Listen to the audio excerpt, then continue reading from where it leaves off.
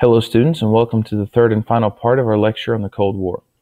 Now, as part of the Red Scare hysteria after World War II, the United States House of Representatives developed the House Un-American Activities Committee. Now, this committee had actually been around for a few years before the end of World War II, but it became popular and prominent right after World War II because of the Red Scare and the fear of communist takeover.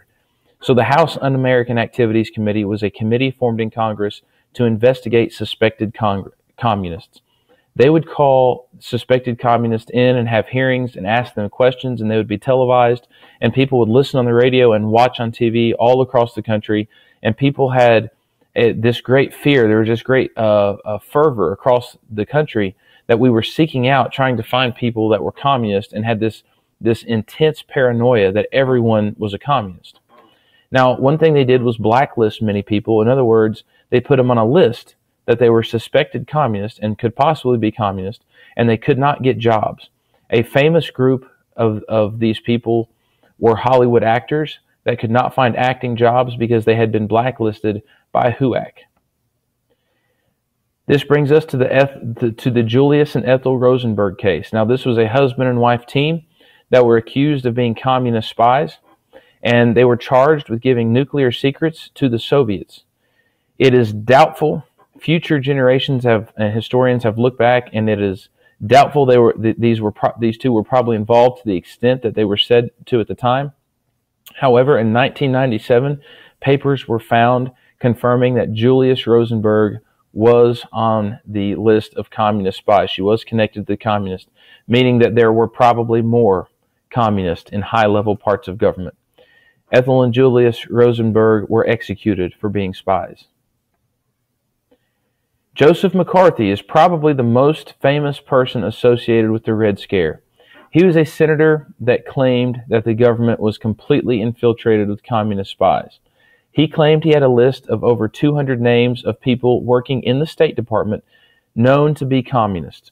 He shocked the nation with this information and became very, very popular for a while. He would haul people in front of committees, question them, degrade them, insult them, and it made him very popular because of the Red Scare. Everyone was afraid they were communists. However, as time dragged on, Joseph McCarthy was never able to produce a single shred of true evidence that any of the people that he had on the list were actually communist. At one point, he hauled leaders of the army into Congress and severely questioned them on whether or not they were communist. And it was very clear he was wrong and that they were not communist. And it embarrassed McCarthy. It made him look like he was disgraced in the eyes of the public. And he fell from popularity very quickly. And he was later even reprimanded by the Senate for his actions. Here's a picture of Senator Joseph McCarthy. Now, the type of thing that he did, where you throw out wild, reckless charges against people without any evidence, became known as McCarthyism. In other words, having a witch hunt for people that you suspect to be guilty of a certain crime, but you really don't have any evidence, and creating a hysteria and paranoia among the people that this problem exists. So this whole concept became known as McCarthyism because of what Joseph McCarthy did during the Red Scare, charging people of being communist.